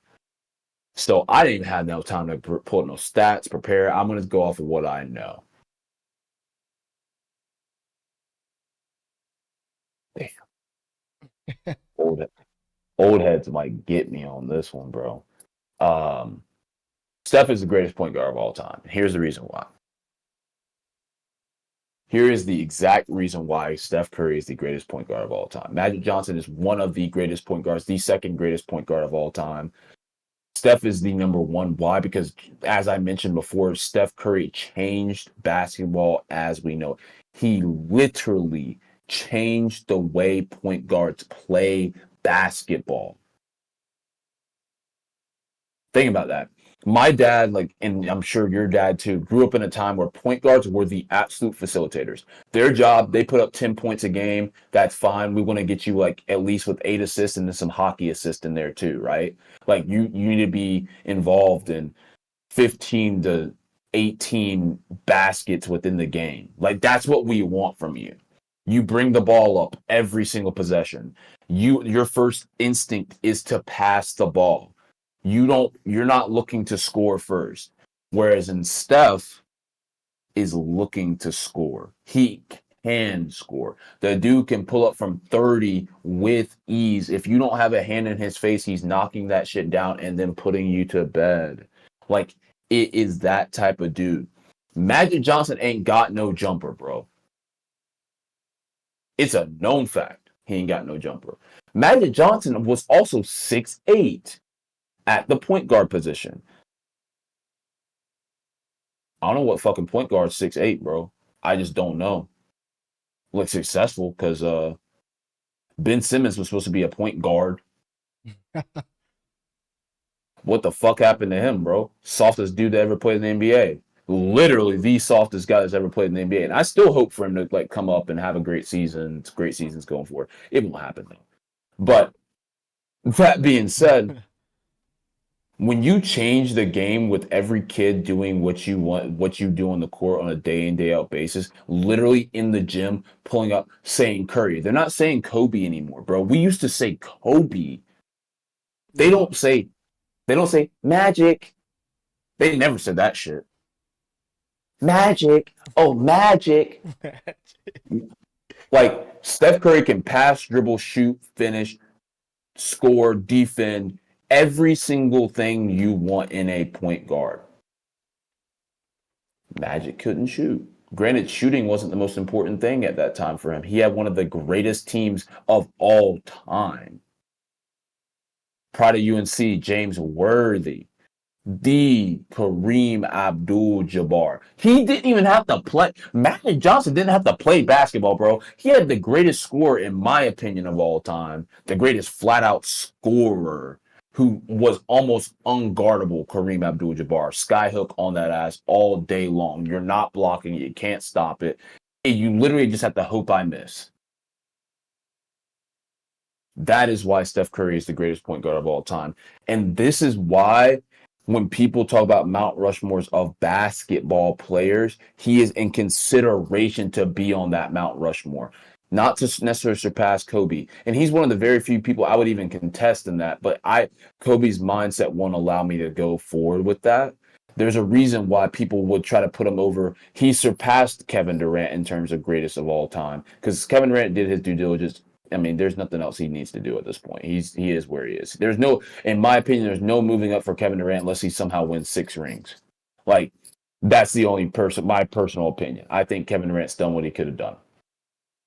There's not many people that could pass those few people on that mountain. But Magic Johnson, you have been surpassed in the past 2. When Steph Curry won that 4th championship against the Boston Celtics, he surpassed you, my man. That is when it happened.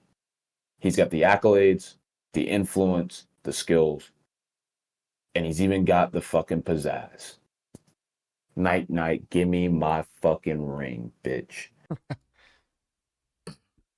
Yeah, so the conversation is really Steph Curry, who revolutionized and changed the game for as far as we can see now. And then you have Magic Johnson, who saved the game because it was a dying business, and him and Larry, but as great as Larry was, we all know Magic was the true face because he had the smile, he had the charisma, and he had the showmanship. So he was And he was really black. and he was black. And so he was really the face. So they saved the league. You have revolutionized the league and saved the league. So where does it land on importance? Where does it land with what they were able to achieve in their career with what they had versus the other? So for me right now, right this second, I'm going to still say Magic Johnson is the greatest point guard of all time. But I am a firm, avid believer that when Steph Curry's career is over, he will surpass Magic Johnson as the greatest point guard of all time. I don't think Steph is done. I think what we saw in the postseason last year, and thanks to ungrateful role players not knowing their role, I'm not going to shit on Clay, but Clay knows he didn't come up to the play that he was supposed to. He knows he came up short.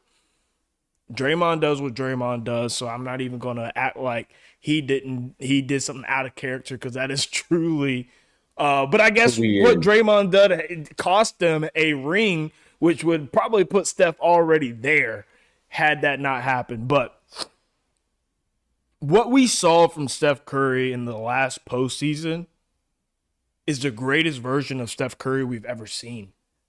It might not be the flashiest, and it might not be the peak of his shooting, but from an all-around hooper's perspective, from an assassin's perspective, he was fucking hooping. He was hooping. And he wasn't putting fear in other players from the fact that he just don't miss. He was putting fear in other players because you couldn't stop him no matter what game he was playing. I'm going to shoot. He's driving. It's the best we've seen him play at the rim in a long time. The confidence is there. The pizzazz, like you said, has always been there. I think that Steph Curry will go down as the greatest point guard of all time. I think currently right now he's a top 10 basketball player of all time. And I think that when it's all said and done, he will move in that top 5. Listen, we can't demote what Magic Johnson's done. Magic Johnson came in as a rookie. Kareem got hurt, led them, and won the finals. We all saw the show. That shit was nuts. What Magic has done and what he was able to do at the time that he was doing it as well. But when you really think about it, he, like you said, he has really good players along his side the whole way. Really fucking good players, bro. Really fucking good. And we know Steph has the best player Steph's ever played with is Kevin Durant. Kevin Durant at best is a top 15 in the lower 5 player all time. Lowest top 20. So he's 20 to 50. He's 20 to 13, 14. That's his range. Kareem is a all-time great Mount Rushmore player that has arguments to be made to be better than Jordan or LeBron. I think they're false arguments, but those arguments could be made, and you're not crazy. So, and they want to say, well, it was on the tail end. Dude, I don't care. He was still Kareem. That's not even mentioning James Worthy. That's not mentioning the fact that that team as a collective was really strong. The difference between Steph Curry is... that not Pat Riley too? Yeah, Pat Riley as coaching. Yeah. Bro, the team was fucking stacked. The difference between that and what we saw from Steph Curry is that the players that we consider Hall of Famers and greats that play with Steph Curry outside of Kevin Durant, obviously we know that Kevin Durant solidified. We know what that was. He's him. Probably, Kareem, you said Kareem's the greatest scorer, but Kevin Durant's probably the most gifted scorer of all time from all levels of the court. 100%. But like I was saying, the guys that we consider greats that Steph played with as teammates, when you really sit back and you realize how special Steph was and where his career is going to be, they're considered greats because they ended up on the same team as what will go down as the greatest point guard of all time. Don't get me wrong. Klay Thompson should have been in that top 75 all time. Draymond is the best defender of our generation, I believe. Of this new generation. It depends on what you call our generation. But yeah, of whoever's watching it today that's a younger, Draymond is probably the best defender you've seen play. Most versatile. And play consistently. Yeah. Play consistently. AKA Kawhi. Sorry, dog. You just don't play enough. But those things, to a certain degree, are only possible because they were playing alongside Steph Curry. I'm not saying that it could not shine without Steph, but I'm saying it is magnified. And I'm saying they were able to find that role and flourish in it because they had someone like Steph take off so much of the workload. And in this last season, you got to see that play out.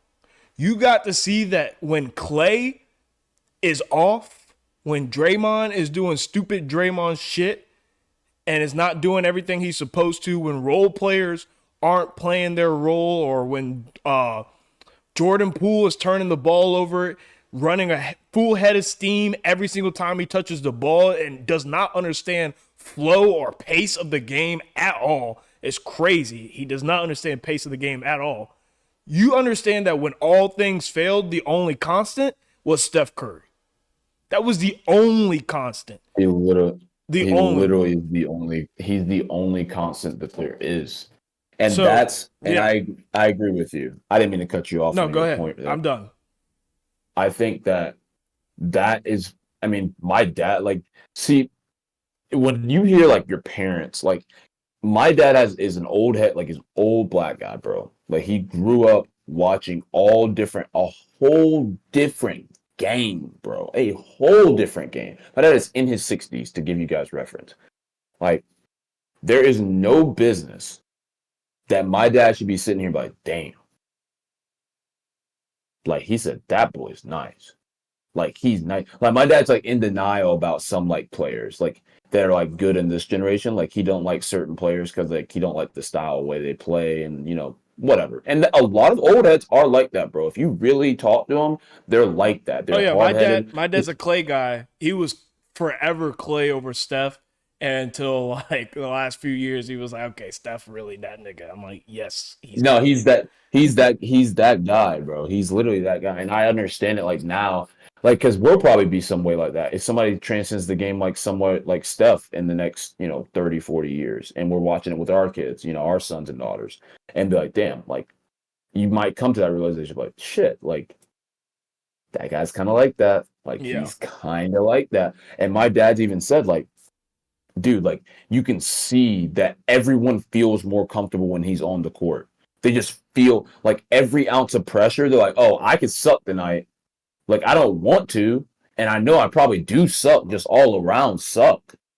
But he makes me better because I know he's got my back. And on the opposition, you can see when Steph makes 2 shots in a row, all the pressure that the other team feels. Like, they literally collapse. When Steph hits 2 threes in a row and hits you with that fucking shimmy or go to sleep and the crowd's going crazy, it's like niggas' knees buckle, bro. Like, oh, fuck, he might go for fucking 15 straight, and then Klay might give me a couple, and Draymond might get lucky and fucking bounce one off the rim in the 3-point open shot. Jordan Poole might get hot. Shit's about to go down, especially if you look up at the scoreboard and that bitch says the third quarter, you know you finna get your ass whooped by 20 straight points out of nowhere. Because when that third quarter hit, them boys be on, son. They third quarter. I don't know what Steve Kerr puts in their water during halftime, because they do be acting up crazy in the third quarter. Weren't the same necessarily in this postseason, because they were. I mean, it was just because it was only Steph. Usually everybody. And I think that shows a testament, because people like the argument people will say is like, they're like, well, LeBron's like, wouldn't you, if that's the argument you're making, you should say the same thing for LeBron, like, because he carried the team. I'm like, no, LeBron is also not a fucking point guard, bro. He's not a fucking point guard, bro. LeBron can't dribble. I don't care what nobody says, he can't dribble. He's 6'9, 265 pounds. He's built like a freaking NFL tight end, oversized NFL tight end. He literally could play in the NFL right now and be just fine. He's huge. He's fast. He's strong. He's agile. He is the freakiest athlete physically you'll probably ever see in your life. Yeah, Like, definitely the freakiest of all literally, time, for sure. like, freakiest of all time. Uh, Pause, I guess. but nah, like, but the thing is, like, if that was the argument, I would say, oh yeah, like, well, I mean, LeBron. If I considered LeBron a point guard, but I would put LeBron over Steph just based off of that. But like, yes, LeBron carried teams to championships. He dragged the Cavs to the finals until Kyrie just showed up and said, "All right, I'll do the job from here." Like, because without Kyrie, the same way, like to some degree with Kevin Durant, like without Kyrie, they don't win that chip. It just doesn't happen. It doesn't happen. And look, they still crying in Cleveland about not having a championship. And I guarantee it. Same thing with Steph. I mean, I think they probably would have eked them out like on maybe one of the two championships, but I don't think they win two championships without KD. No, Like, they don't I don't. win. They don't. Yeah, they don't do what they did without KD. That's definitely Well, true. because they were the most dominant. That was literally probably the most dominant team we'll probably see in our generation. Because they were, I mean, dude, they were unstoppable. They were Yep. literally, it was like the fucking dream team. And they said, fuck it, dude. We'll just get them together, like, see what happens. Like, I guess it might work. Like, who knows? And that was a 73 win team, correct? Yep. No, Yeah, no, no, no, 73 no, wins. no, no. 72. Yeah, yeah, yeah. 73 win team that didn't have KD, right? No, they lost. No. Yeah, they lost the 73 win season. That was without KD. That was when they grabbed KD. Yeah. That was the year LeBron won, right? Yeah, that was the year LeBron won, and then they grabbed KD. Draymond was And so- infamously crying in the parking lot, called KD, said, "We need you." He came over, and then it was lights out from there. So LeBron just knew it was over from that point going forward. everyone And knew. which was, Everyone knew. As soon as you saw that I mean, news, I was grinning ear to ear because, I mean, shit. I was happy, bro. I was like, oh, let's go. I know we're going a little bit off topic, but like reminiscing about that team and how good they really were and how unstoppable they literally were. What was the game plan when you go in there as a coach, bro? What do you say? All I right, tell you exactly what you said and what they did. Everybody literally who guarded that team will tell you 1000%, and they said it in the interviews, they were focused on Steph. They were focused on Steph. Steph is the outlier. Like, KD, from a scoring perspective, is so easy. He doesn't need that many shots. But Steph is the one that goes bang, bang, diggity, dang, dang for fucking 2 minutes. And next thing you know, you look up at the scoreboard and you're down by 15. It's it's crazy. But like, no, but I don't even know, man. That team was nuts. I still think that if you put all the best teams together and had them play who would win, I still don't think that team would win the playoffs. Like, if you had all the greatest teams, and I don't think it would be the 72 win Bulls either. I think Kobe Shaq would be the best team of all time by a mile if they were to all, if for some hypothetical reason you can get all the best teams together and have them play, I think that Kobe Shaq is eating niggas alive, bro. Cheat code. What about the Bill Russell teams? The what? What about the Bill Russell teams? Yeah, you could tell Bill Russell to take his old ass somewhere else, bro. This ain't no this league's got plenty big ass black niggas. Plenty now, bro.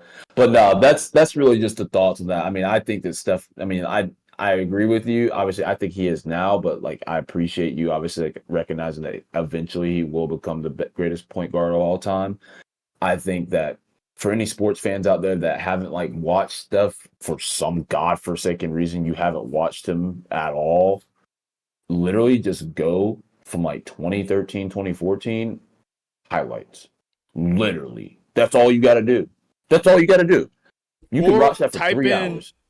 all of Steph Curry's 3-pointers from the 2015-2016 season, and that's literally the only video you need to see, and you will see the most outlandish shit you've ever seen in your life. And just know it was every night. It was every night. Yeah, what you're seeing was not like a couple like really big games. That was every night.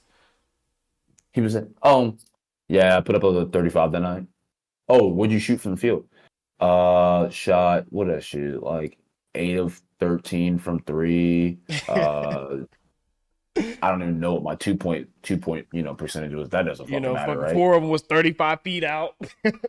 Yeah, I just hit like a couple 35 footers. Like, I mean, I'm teaching my kids that like eventually like how to do that. But like, bro, Cannon better be nice. I'm gonna be pissed. Nah, he gonna suck dick. He look like he gonna suck dick. He look like he gonna be a fucking Draymond style player, bro. I don't know why, but he be looking like one of those bully ass fucking Dylan Brooks and Draymond players. He don't put Dylan Brooks and Draymond in the same sentence, bro. That's damn right disrespectful, bro. Well, I mean, they got the same play style, but like, well, somewhat like they're the rugged fucking, the team that gets everyone hyped the because morale, you play the hard. morale carrier. Yeah. So yeah. Well, I mean, I think that what was I gonna say? Fuck. Oh nah, man. I mean, we all know the greatest player is always their sons. Sorry, like Michael Jackson's son or Michael Jordan's sons. Where the fuck they at, bro? Well, Michael Jordan was a shit ass dad, so. I mean, we all know that he had a gambling problem. He had a lot of problems. Bron's kids are gonna be pretty decent. Nah, Bronny. I don't think Bronny's gonna be no superstar or anything, but he'll be a role player. He'll be an Austin Reeves. Nah, I don't give him Austin Reeves, bro. Come on now. Austin Reeves nice. In the NBA though? Nice. Austin Reeves is nice. Don't in get the it twisted. NBA though. Like I know what he did at Duke, but okay, but you're saying nice. Like, come on now. Like, when we say nice. Bronny's gonna put some more weight on once he gets to the league. I think that's gonna be the biggest thing for him. Personally. Hopefully, health stands up that we can see whatever he flourishes to be. But I still think the youngest one is gonna be Bryce. Bryce is gonna be filthy, bro. I feel like he still hasn't figured out his body. I think Bronny's been in his body for a longer time than Bryce. Well, I don't think Bryce's body is done yet. Well, I mean, what is it? Bryce is like 6'6" right now. Something like that. But he looks lanky. He looks like he's gonna grow some more. And then when he puts on weight, bro, and he's smoother than Bronny. Like Bronny's very like kind of stiff. He's kind of stiff in his movements. Yeah. But like Bryce is kind of like he's got a great shot, brother. Bryce is kind of flowy with his shit, and he play with like, I don't know. He plays more like loose than I feel like Bronny does. Like he don't be looking like he's thinking. Like he looks like he's just playing around, having fun. Yeah, that's fact. If you watch the Bronny highlights, bro, he always looks like he's like trying to figure out. Like he tries to look like Bron does. There's times when Bron's trying to look like he's interested in the game. He already knows what he's gonna do, bro. Like he done figured that out like 2 plays ago. He already knows what he's gonna try to do. Like where I've watched a couple highlights of Bryce. Like I said, I think Bryce, I don't necessarily think he's done growing, but I think that he still hasn't figured out his body, where Bronny's been like 6'2", 6'3" for basically since like sophomore year. Like I think Bronny's athletic. Guy. He's got a nice shot for sure. And he's wet. And good vision. But I don't see him like I'd be surprised if he's a consistent starter in the league. I see him more as like a strong 6 man coming off, like more like a corner guy too. Like he's kind of popping threes and he's kind of facilitating shortly. I don't know. He's a little too small to be like a star in the league, and he's athletic. But I don't think his athleticism. I think he's gonna have to be a 2-way. Like he's gonna have to be a strong 2-way. Put up like 10 a game, 10, 11 a game. get a steal every other game or something like that type of guy. Because he can jump out the gym. Like, he's got crazy athleticism because he's got his dad's genes. But like, I think that's where he can really. That's where honestly I think he's gonna fit the most. Is two-way player, plays good defense, guards the best guard on their team. Once, like I said, once he puts weight on, because like Now, if he was even Chris taller, Bronny would be Oh, that dude. He would be that yeah, dude, bro. if he was 6'6", I think Bronny would be That dude. phenomenal, like He'd be insane. that dude. Because he'd He'd be be jumping out. LeBron. He'd be LeBron athleticism wise, not quite height and size, but he'd be LeBron athleticism wise, vision wise, with a better shot coming into the with a league. better jump shot. Yeah, because LeBron's had to develop that trash ass little look down fake. I whatever the hate, fuck bro, he is. niggas be pissing me off that they don't know that that's coming. Like, bro, I mean, me and you were fucking defenders, and obviously we ain't good enough to, like, do nothing with it or nothing like that. That's not what I'm trying to say. But, like, all I'm saying is if I was to the par of the other players playing against them and I saw that nigga hit that little shit, bro, there ain't no way you faking me out with that bullshit. I'm going to feel so disrespected that you tried it. Like, come on, bro. It takes like fucking 3 seconds. Like, what are you doing? I saw him do it I think I saw him do it in the Warriors game. I'm like, how are you doing this shit in the playoffs, bro? I think I saw him do it in the Warriors when they were playing the Warriors this past year, and I don't know who was defending him. One of the trash niggas. And I was like, damn, I'd really call them trash niggas. It's not even like that, bro. It's not compared to his peers. Compared to your peers, yeah. So I saw one of the trash niggas guarding him, and I was like, bro, I'm watching him do it, and I'm like, and he just like, what are the defenders thinking? Like when he puts the ball out to the side like that, like, oh shit, what's he about to do with it? Is he about to sign it for me? Like, what the fuck are these niggas thinking? Like, bro, as soon as he does that, I'm lunging my hand in his fucking face immediately. Like, I'm coming straight for him. Like, bro, you're gonna have to run right by me because I'm not letting you get that shit. He never fakes the shit. Ever, bro. No. He never if he does that, he's it. shooting it. He's going to pull that shit up. And he's gonna cash it too, though, to be honest. He's gonna cash that bitch. I don't know what the fuck it was with that dumbass little step back. I feel like everybody has their signature move. James Harden has a step back. Steph has his little 2-foot step back. So-and-so has this, that, and then they got LeBron. I'm going to take a look at the ball and shoot it in your face. I feel like it's honestly like something that he did in the open gym when he would shoot around. And every time he did that, like, he realized he had a better shot. And it's probably because he doesn't think about the motion of what he's doing. So it's like it kind of takes his mind off of it. And he got one of the ugliest jump shots known to man. So, like, I mean, that shit. He got better, though. He definitely got better towards the end of it. No, he can shoot better. Yeah, he can shoot now, but beginning of his career, he ain't gonna was rough. Bro, nah, because he was just running and dunking on niggas, bro. Like, it didn't matter what he was doing. Like, now, if you think you're just going to run in the lane and dunk on niggas, like, there's some athletic dudes now. They will jump. They will beat you up. They will literally they jumping with you, nigga. Like, and LeBron ain't getting the height like he used to because, like, it's crazy. It's sad to see, but at the same time, you can't fight Father Time. I mean, he's still getting up there, but it's not quite. Nah, he ain't got Ja or Anthony Edward bunnies right now. Nah, when he was jumping out the gym in the first stint in Cleveland, bro, that dude was touching. Or when he was in Miami, oh my god, yeah, that shit was crazy. Dog was touching the top of the backboard, like, oh yeah, like, it's just casual ass dude, like, you know what I'm saying? Like, nah, nigga, you're jumping 12 feet. That shit's crazy. Like, LeBron's ability to go from floor to the air at the peak that he does is insane. And then I think where Jordan stood out is his ability to go from floor to air and hang there was insane. Yeah. Like, Jordan would defy gravity and LeBron would just fucking jump out the gym, literally. So. But yeah, that being said, yeah, that's we went on a tangent. We have 4 topics, just like I told you. This is another long episode. We can talk, guys. We can literally, if it wasn't fucking 11 o'clock right now, and this was, let's say we filmed this at 2 o'clock in the afternoon. These podcasts might dead ass be 4 hours long because we would just be going in on this shit. But that's all we got today. Make sure you tell us exactly how dumb you think we are from our opinions, because we don't care. We would love to hear it. Put it down in the comments below. Shout us out. If you know us, hit us up. Let us know the comments. I'll gladly debate anyone who wants to come at me. That is what this is all about. But for the fellas out there listening, listen, they only want a 1% man, so you got to quit your bitching and get your bread up.